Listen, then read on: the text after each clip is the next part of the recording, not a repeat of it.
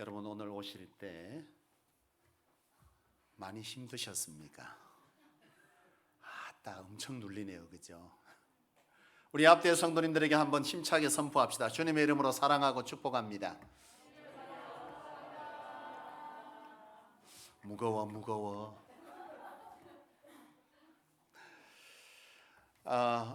오늘이 어버이 주일입니다, 그렇죠?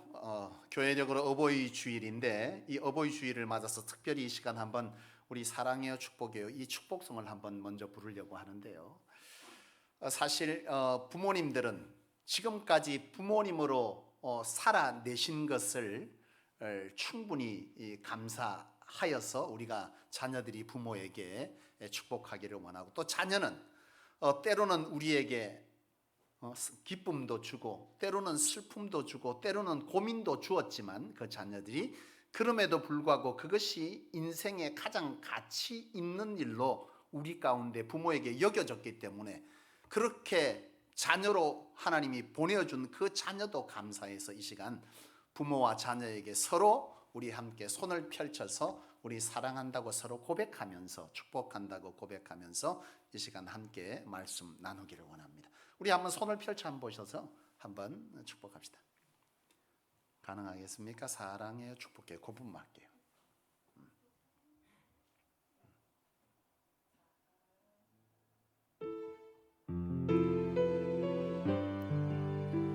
자, 우리 다 같이 손을 펼쳐서 사랑해요 축복해요. 사랑해요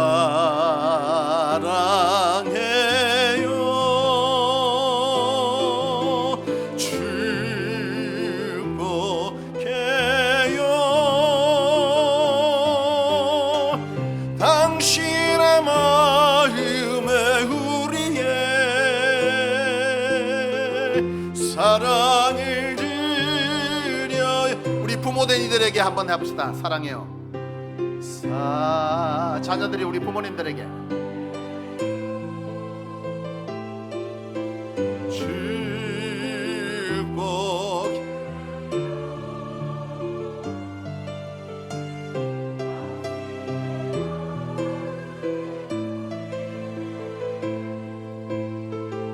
사랑을 드려요. 자, 하트 뭐 박수를 쳐요. 하트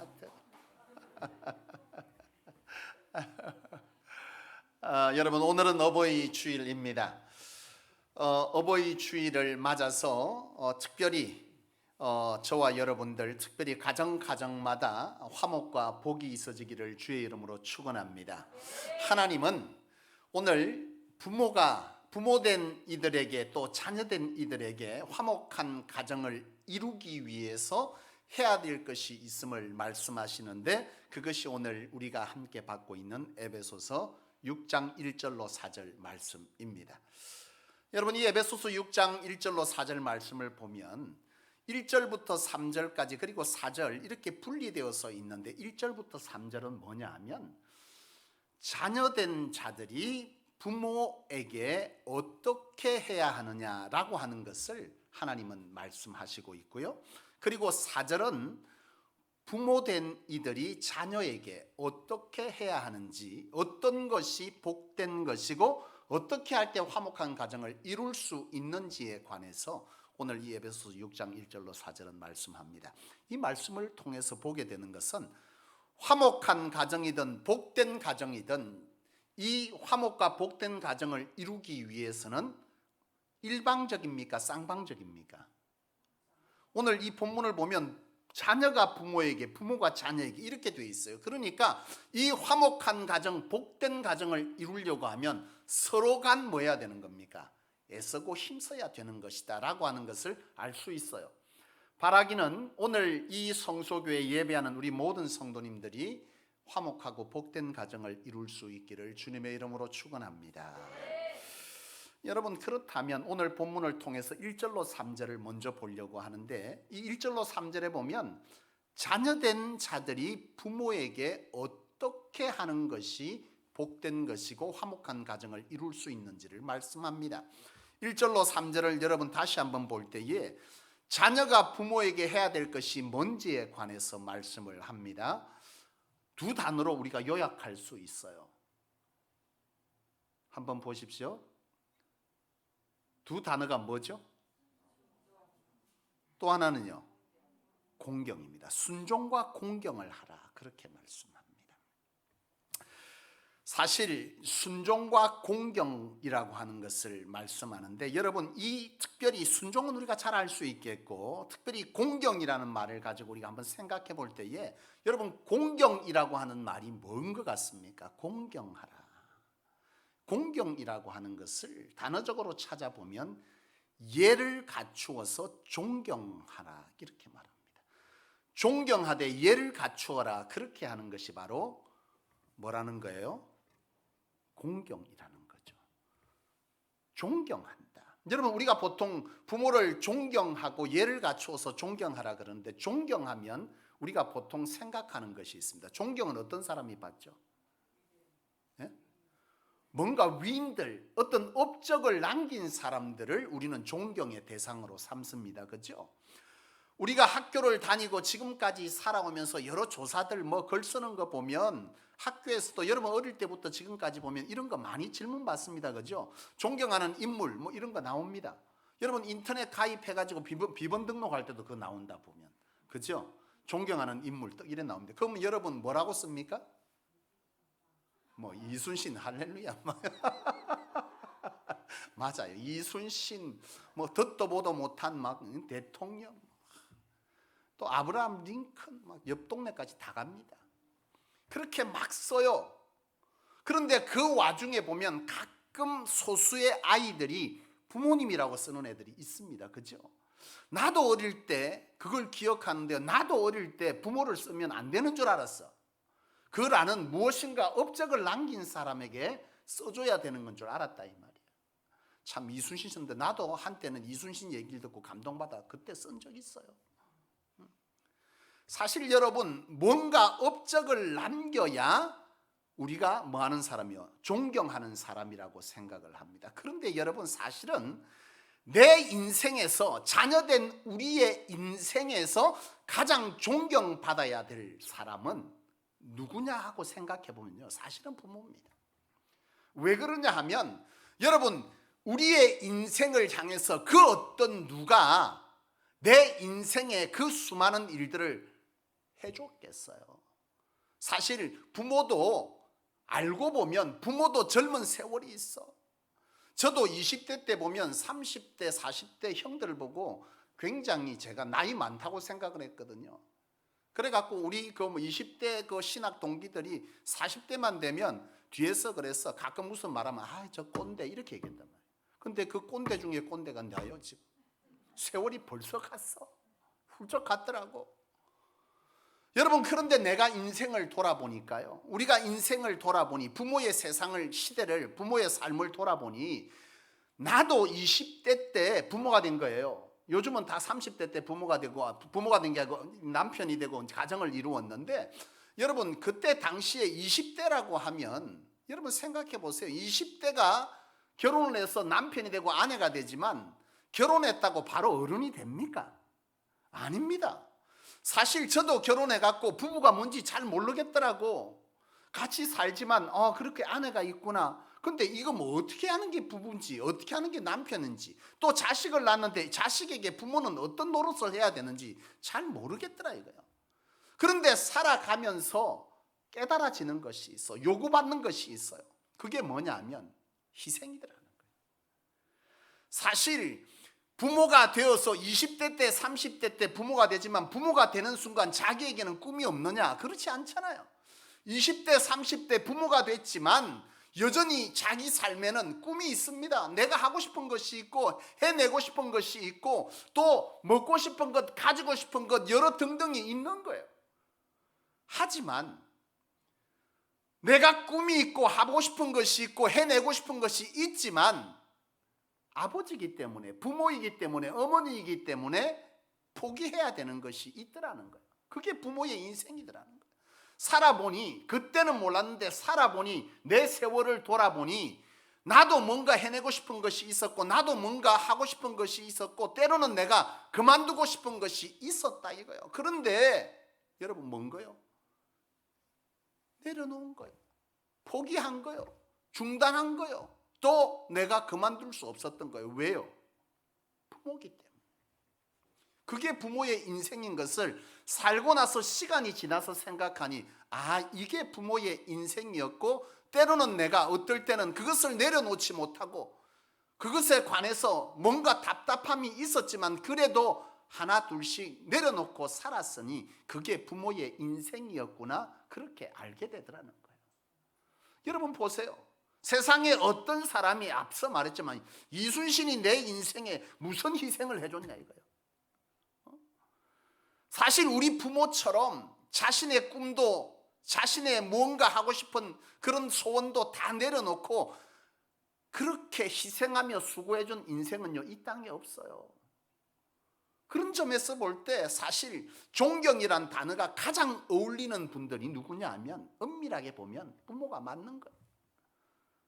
이제 여기에는 머리 다 큰 사람은, 우리 청소년분은 다 위에가 뿌가 없습니다만, 앞으로 그걸 쓸 때는 비번을 할 때도 가장 존경하는 사람 하면 부모를 쓸 수 있기를 주의 이름으로 축원합니다. 나는 사실 이 어버이날 되면 우리 모친이 살아계셔가지고요, 엄청 고민됩니다. 어제도 내가 사모한테 어버이날 되면 이 말씀 준비하는 게 그렇게 힘이 돼. 참 쉽지 않은 겁니다. 사랑하는 여러분, 오늘 우리가 부모를 공경하는 것은 바로 예를 갖추어 존경하는 거라 그랬는데, 여러분 이게 참 쉽지가 않더라는 거예요. 살다 보니. 그렇잖아요. 근데 중요한 건 뭐냐? 그분이 나에게 뭘 남겼냐 안 남겼냐. 우리는 참 자녀된 자의 입장을 살아갔을 때를 돌아보면 우리가 부모에게 그 잣대가 굉장히 엄했다는 생각을 해요. 나는 이만큼 해주기를 원하는데 부모가 그만큼 못 해줬어. 그래서 자녀들은 한 번씩, 우리도 자녀를 키워보지만 나는 참 우리 딸은 그렇지가 않았습니다만 주변에 보면 그런 얘기를 종종 들었. 우리 엄마 네가 내한테 해준 게 뭐가 있노? 뭘 짜들이 해줬다고 내한테 이러는데 하고서 막 덤빈다는 거예요. 그런 얘기 들어보신 분 발 좀 들어. 참 자녀를 키우다 보면 아버지가 내한테 뭐 해준 게 있냐고, 엄마가 내한테 뭐 해준 게 있냐고 이렇게 말하는 자녀들이 부직 있습니다. 여러분 왜 그렇습니까? 해준 게 없습니까? 안 해준 게 훨씬 적습니다. 해주느라고 최선을 다했지만 결국 듣는 건 그 얘기더라고요. 그런데 여러분 세월을 지나기 전에는 그걸 잘 몰라요. 중요한 건 뭐냐? 우리가 존경할 때 뭔가 업적을 남겼기 때문에, 내 삶에 뭔가 했기 때문에 그래야 우리가 마땅히 존경해야 되는데 자녀들은 그걸 잘 몰라. 하지만 오늘 성경은 뭐라고 말하느냐? 그분이 내게 뭘 남겨줬냐 안 남겨줬냐 필요 없어. 하나님께서 부모를 공경하는 것은 뭐라는 거예요? 부모가 내게 잘해줬기 때문에, 말 남겨줬기 때문에, 많은 걸 희생했기 때문에 네가 알든 모르든 필요 없는 거예요. 오늘 성경 말씀이 말하는 건 뭐냐 하면 내 부모를 공경하라. 이것이 첫 계명이다. 끝이에요. 그 부모가 공경을 받을 만할 일을 했냐 안 했냐 그런 거 상관없는 거예요. 심지어 때로는 실망시킬 일이 있다 할지라도 그 부모를 공경하는 것이 옳다 말씀하시면서 그 뒤에 이어 말씀하시는 것이 뭐냐 하면 부모를 공경하는 자에게 하나님은 축복하시는데 무슨 축복을 주더라는 거예요? 장수의 복만 줍니까? 아니죠. 내가 살지 못해 죽을 만치 어렵고 힘들고 병들었는데 장수는 그게 어디 복이요? 그거 진짜 힘든 거예요. 그렇잖아요. 근데 그 뒤에 보면 땅에서 잘 되고, 그러니까 이게 진짜 복인 거예요. 장수하는데 이 땅에서 잘 돼. 이 잘됨을 통해서 내가 더 하나님을 위해서 멋지게 살아낼 수 있는 기회들이 많다면 이 또한 어찌 큰 복이 아니겠냐는 거죠. 하나님은 우리 자녀된 자들이, 여기 우리 자녀된 우리 청년들도 있지만 그 부모에게 어떤 마음이 든다 할지라도 중요한 건 그거 필요 없다는 거예요. 그저 말하는 거예요? 공경하라. 노아를 보세요. 노아도 나이 들어서 실수하잖아요. 그런데 그 실수를 덮었던 아들이 있고 그 실수를 덮지 못한 아들이 있는데 성경은 분명하게 말합니다.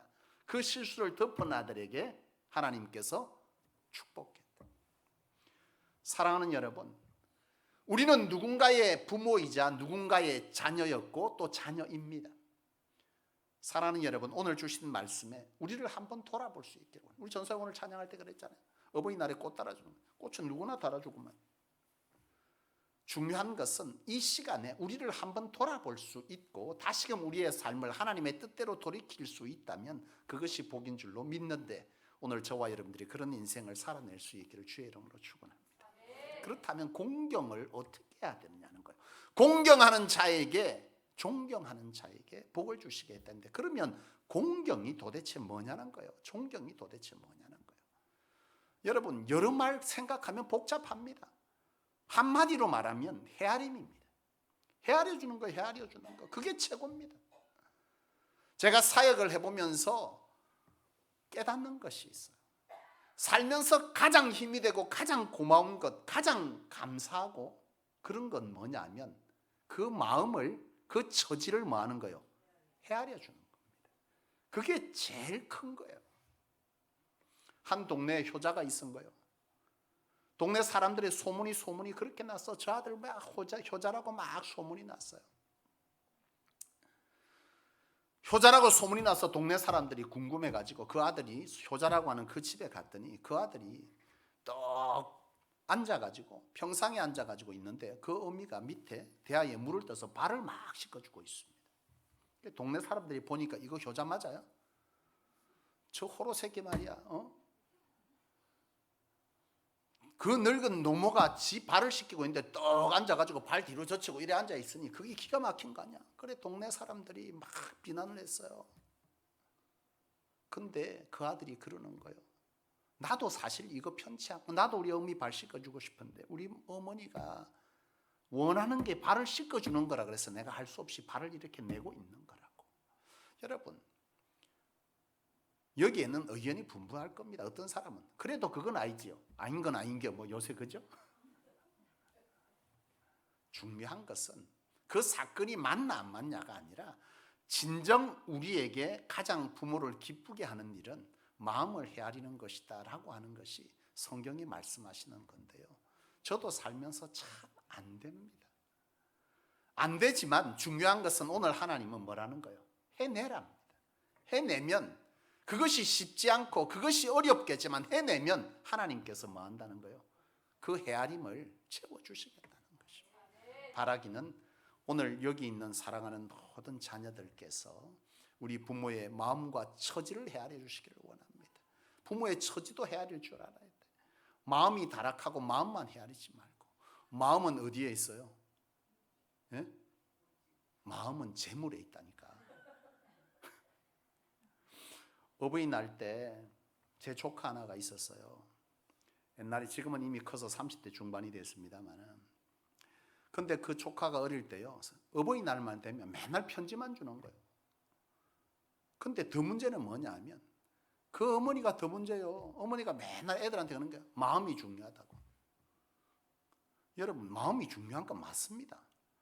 근데요, 그 마음도 어디서 나오는 겁니까? 진짜 마음이 중요한데 내가 할 거 다 하고 어머니에게 편지 쓰는 게 맞는 거 아니잖아요. 아버지에게 편지 쓰는 거. 하루는 내가 그 조카에 그런 거야. 야 이놈아, 니 맨날 편지만 주는데 그러지 말고 엄마한테 선물 좀 해라. 아빠한테 선물 좀 해라. 돈 없나? 하니까 돈 없대요. 그래서 내가 돈 줬어. 몰래. 니 선물 사주라 그랬더니. 그러고 나서 뒤에 내가 확인을 해봤지. 선물 받았냐고 물어봤더니 안 받았대요. 그럼 이거 어디 간 거예요? 돈 도대체. 그래서 내가 조카한테 물었어. 니 그거 갖고 뭐 했는데니까 CD 샀다는 거예요. 그 CD 무슨 CD 그랬더니 지가 평소에 사고 싶은 CD가 있었다 이거야.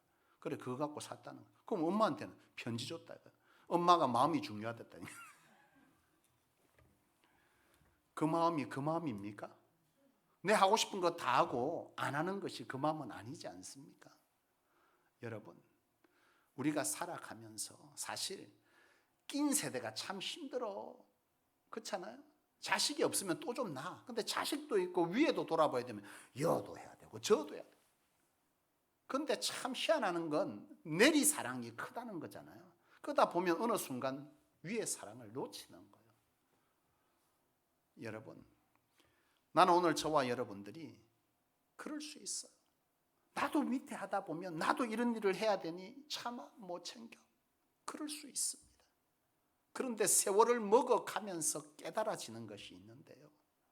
그게 뭐냐 하면 그 부모가 살아 생전에 또는 살아오면서 부모의 역할을 해오면서 많은 것들을 포기해 갔던 것을 내가 하나하나 헤아려 낼 수 있으면 그것이 내가 점점 부모가 되어가는 세월이구나, 그렇게 느껴지더라는 거예요. 사랑하는 여러분, 난 오늘 저와 여러분들이 이 부모의 마음만 헤아리지 말고 처지도 헤아릴 수 있기를 축복합니다. 엄청 부담스럽죠. 아직 부모님이 살아 계시거든. 또 우리 자녀들도 있는데 부모의 형편들을 조금 헤아릴 수 있는, 처지를 헤아릴 수 있기를 원합니다. 말씀 시간이 짧아 참 이건 여러 각도로 사실 봐야 되는데요. 자녀들 입장에서 부모를 처지를 헤아리는 건, 또 어린 자녀들은 부모에게 여전히 아직도 무엇인가 도움을 받아야 되는 입장에 있거나 아직 어린 자녀들은 부모의 처지를 안 헤아릴 때가 참 많아요. 부모는 한 달에 수입이 이 정도가 최선인데요, 그 자녀는 일하는 거 그것밖에 못 보냐고. 그러면 이거 참 보통 일이 아니잖아. 여러분, 어찌됐건 오늘 우리가 부모의 마음과 처지를 헤아리는 것이 진정한 부모에 대한 공경인 줄로 믿으시고, 오늘 우리의 삶을 다시 한번 돌아보는, 그래서 그 처지를 살펴주는 그런 귀한 은혜가 있기를, 그래서 하나님께서 약속하신 장수와 땅에서 잘 되는 복이 여러분들에게, 여러분들의 후손들에게 또 있게 되기를 주의 이름으로 축원합니다. 그런데 말이죠, 오늘 이 화목하고 복된 가정을 이루는 것에는 자녀가 부모에게 해야 될 일도 있겠지만은 오늘 본문에 보면 부모도 자녀에게 해야 될 일이 있다, 그렇게 기록해요. 그게 뭐냐면 4절 말씀입니다. 4절 말씀 보면 자녀를 노엽게 하지 말고 뭘로요? 뭐라 그럽니까? 4절 다시 한번 읽어볼게요. 하지 말고 오직 주의 교훈과 훈계로 양육하라, 그렇게 말씀합니다. 여러분, 자녀를 노엽게 하지 말라, 그렇게 말하는데요, 이 노엽게 하는 일에 관해서 자녀들이 노엽게 되는 일에 가장 큰 두 가지가 있다 그래요. 그게 뭐냐 하면 상처 주는 건데요, 그 상처가 말과 분리를 못하는 데서 이루어진다고 합니다. 그러니까 부모의 말로 인해서 자녀들이 굉장히 상처를 받는다는 거예요. 또 뭐가? 자녀의 삶에 대한, 성인이 됐는데도 분리시키지 못함이 자녀로 상처를 만든다는 것이죠. 그것이 분쟁의 이유가 된다는 거예요. 이 성경에 보면은 분명 하나님께서 부모된 자에게 자녀를 노엽게 하지 말라, 상처 내지 말고, 그 뒤에는 뭐요? 신앙 안에서 끊임없이 양육해라 그러는데, 이 말이 뭘 말하느냐 하면, 여러분, 우리가 일생 동안 부모로서 자녀에게 양육하는 것에 손을 놓지 말아야 되는 것이 있고, 일정 기간이 지나면 손을 놓아야 되는 것이 있습니다. 평생 우리가 끊임없이 자녀들에 대해서 부모의 역할을 계속 감당해야 되는 것은 뭐예요? 신앙에 관여는 그렇다는 거예요. 기도하고 신앙의 모습을 보여주고 하는 이것에 관해서는 평생 동안 죽을 때까지 계속해야 될 일인데, 삶에 관해서는 일정 기간이 지나면 이 분리를 시켜줘야 되는 거예요. 한국 부모들이 제일 안 되는 게 있어. 가끔 보면 웃기잖아요. 어떤 부모님과 자녀가 있는데 이제 두 분 다 나이가 들어버렸어. 70이고 90이요. 그런데 그 어떤 경우는 보면요, 뭐 딸이나 어머니나 아들이나 어머니나 아버지나 이래 있는데 누가 아버지고 누가 엄마인지 몰라. 얼굴이 비슷해 그냥. 이 왜 그래요? 살아온 세월을 정면으로 맞은 아들이 부모보다 더 늙어 보이는 거예요. 근데 문제는 뭐예요? 자식이 그래 돼도 부모는 늘 생각할 때 자녀가 60이 돼도 70이 돼도 혹여 아침에 나갈 때 뭐라는 거예요? 나갈 때 니 차 조심해라 이란다. 여러분, 이게 문제입니다. 여러분, 성인이 되면, 서구 사회에서는 성인이 되면 스스로 인생을 책임지도록 분리를 시킵니다. 어른이 되어져 가도록 돕는 겁니다. 지금 한국 사회는요, 끝까지 부모가 자식을 뭐 하는 겁니까? 계속 품 안에 끼고 있어. 여러분, 결혼이 뭡니까? 성경은 말합니다. 창세기 말씀하죠. 창세기 2장 24절에 남자가 부모를 뭐요? 떠나 여자와 한 몸을 이루는 게 결혼이고 가정이라는 거예요. 부모를 떠나게 해주는 거라는 거예요, 결혼은. 여러분, 이 시대에 가정에 많은 문제들이 일어납니다. 왜 그래요? 그것은 분리시키지를 못해요. 그 분리시키지 못하면 자녀를 나의 소유로 생각하는 겁니다. 성경은 말합니다. 소유 아닙니다. 자녀들은 하나님이 우리에게 맡겨준 선물이고 하나님이 우리에게 양육하도록 임시로 맡겨준 존재, 이것이 바로 자녀라는 것을 성경은 말씀하고 있습니다. 이 아이가 지금 50이 되고 60이 돼도 끊임없이 나의 소유로 있기 때문에 분리를 못 시켜. 그러니까 말도 함부로 하게 되고 행동도 함부로 하게 되고 그를 존중하지 못하는 얘기들을 계속하는데 이것이 상처를 만들고 이것이 노엽게 되어서 문제가 되더라 이거예요. 한 집사님이 아버지 장례를 치고 오셨더라고. 그래서 내가 물었습니다. 잘 치고 오셨습니까? 그러니까 속 얘기를 하는 거예요. 사실은 내가 한 20여 년 동안 아버지와 말도 하지 않았다. 단절했다. 왜 그러냐 이랬더니 말 한마디가 여러분 상처가 되고 20년 동안 부모와 여러분 단절된 거예요. 근데 마지막 돌아가신 임종 전에 아들 손을 잡고 미안하다 그랬다는 거예요. 근데 그걸 보니까 마음은 녹는데 그 20년의 세월이 참 제가 보니까 안타까운 거예요. 여러분 아셔야 됩니다.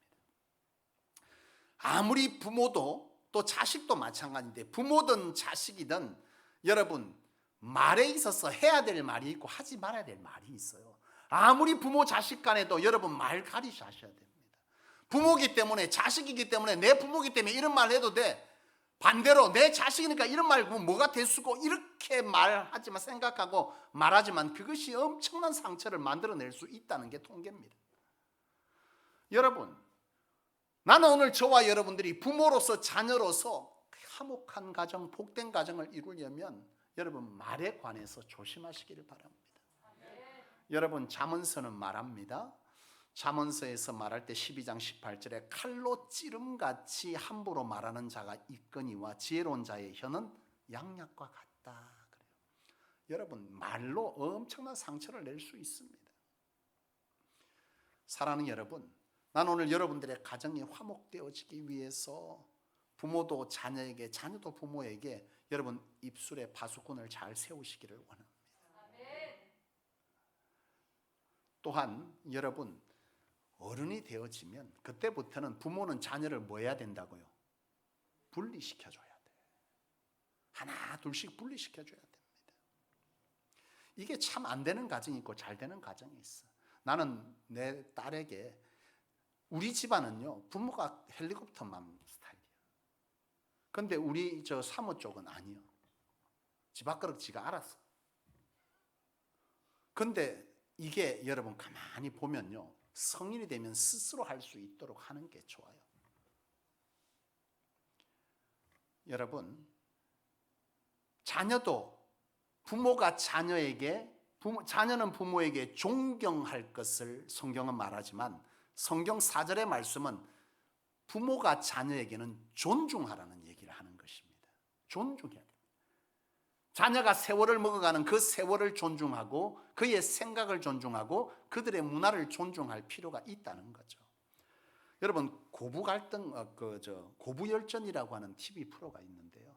우리 성수교는 이런 거 말하면 잘 몰라갖고 제가 좀 어렵습니다. 나만 텔레보는 사람 같는데 이 고부열전 프로를 보면 가끔씩 고부 간의 갈등을 다루는데요. 거기 보면 대부분 다 다문화 가정들입니다. 그죠? 이제 뭐 이렇게 살는데 하루는 보니까 멕시코 며느리가 집에 들어왔어요. 근데 멕시코 며느리가 들어왔는데 이 멕시코 며느리는 음식하는 것부터 이 시어머니하고 안 맞는 거예요. 이 멕시코 며느리는 하루는 시어머니 어머니 우리 상 차릴 때 이렇게 여러 개 놓지 말고 각자 식판을 쓰자는 거예요. 자 여러분 며느리가 들어왔습니다. 여기 이제 뭐 곧 이제 시어머니 되시고 할 텐데 며느리가 들어와서 밥상 차릴 때 각 식판에다가 자기 먹고 싶은 거 딱딱 떠주면 그것만 하고 설거지 한 방에 쉽게 하는 거 좋겠다고 할 때 여러분 그래 하자고 할 수 있는 분 몇 분이나 계시겠어요? 야가 정신 있나 이럴 거 아니에요. 밥 먹는데 밥 식판 네모난다게 지 반찬 밥 이렇게 퍼가지고 설거지를 간단하게 하자는 거예요. 식기세척기로. 그러니까 시어머니가 무슨 소리 하냐고 막 며느리에게 말합니다. 그러니까 며느리니까 나는 멕시코 사람이라는 거예요. 근데 시어머니 안 된다는 건 니는 한국에 왔으니까 한국의 법을 따라야 된다. 그러니까 며느리만 밖에 나가서는 따른데 집에서는 우리 집안에서는 그렇게 하지 말고 각기 문화를 좀 존중해 주면 안 되겠어요? 식성도 너무 다른 거. 며느리는 당연히 멕시코 음식 좋아하죠. 밥 먹을 때마다 콜라를 계속 마시네. 시어머니는 건강 나빠질 거면 못 먹게. 그것 때문에 맨날 싸우는 거예요. 몰래 가서 퍼먹고 몰래 마시고 오고 또 앉아 밥 먹고 막 기득기득 하면. 그때 사실은 이미 며느리도 세월을 먹었고 이미 어른입니다. 계속 통제하는 거죠. 여러분, 한 예입니다마는 여러분, 이것이 오늘 가정의 갈등을 만드는 거예요. 이 며느리도 사위도 아들도 이제는 뭔 겁니까? 부모입니다. 어른입니다. 그들의 삶을 존중하고 생각과 문화를 존중해 주고 분리시켜야 되는데 이 분리가 안 되니까 계속 통제하는 겁니다. 여러분, 부모가 되면 이미 결혼하게 되면 성경대로 뭐 해줘야 됩니까? 분리시켜줘야 됩니다. 또 특별히 우리 이제 며느리를 두거나 사위를 두거나 하시는 우리 어른들 계실 터인데요. 서로 간 조금 알아야 될 것이 있어요. 서로 존중해야 되는 게 있습니다. 갈등이 많이 생겨. 그게 왜 그러냐 하면 존중을 못하기 때문에 그래요. 아들은 아들이고 사위는 사위고 딸은 딸이고 며느리는 며느리입니다. 그죠? 절대 사위가 아들이 될 수 있습니까? 없습니까? 가끔 얘기해. 며느리 보고 나서 시어머니가 아이고 우리 딸 같은 며느리라고. 그러니까 딸 같은이지 딸은 아니야. 말을 잘 이해해야 됩니다. 절대 며느리가 딸 될 수 없어요. 이건 서로 간 똑같습니다. 사위도 아무리 잘해도 사위는 사위인 거예요. 아들은 아들입니다. 사위가 아들의 자리를 넘보는 순간 시험 들어. 반대로 마찬가지죠. 사위와 며느리가 아들과 딸이 될 수 없어요. 서로의 삶이 다릅니다. 존중해 줘야 합니다. 서로 말이죠. 서로. 부모도 사위를 며느리를 존중해야 돼. 쟤는 왜 저러는 거냐? 왜 그래요? 그렇게 30년 40년을 뭐 한 겁니까? 친정에서 그렇게 살은 거요. 이게 틀린 겁니까? 다른 거죠. 다른 겁니다. 틀린 게 아닙니다. 서로의 입장에서 보면 서로 틀린 거예요. 서로. 근데 뭐 하는 거예요? 자꾸 틀렸단다. 이것이 뭘 만든다는 겁니까? 갈등을 만든다는 거예요. 여러분, 오늘 이 가정의 달, 특별히 어버이 주일을 맞으면서 하나님은 오늘 부모된 그리고 자녀된 자들이 하나님 안에서 화목한 가정을 이루도록 오늘 이 에베소서 6장 말씀을 주신 줄로 믿습니다. 이 말씀의 결론은 복된 가정을 이루라인데 이 복된 가정은 일방적인 것이 아니라 함께 만들어 가야 하는 것임을 에베소서 6장 1절로 4절은 말씀합니다.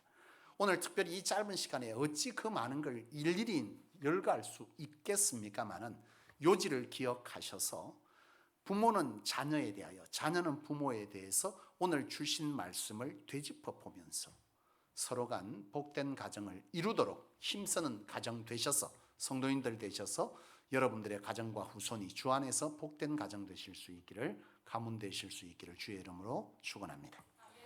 기도하겠습니다.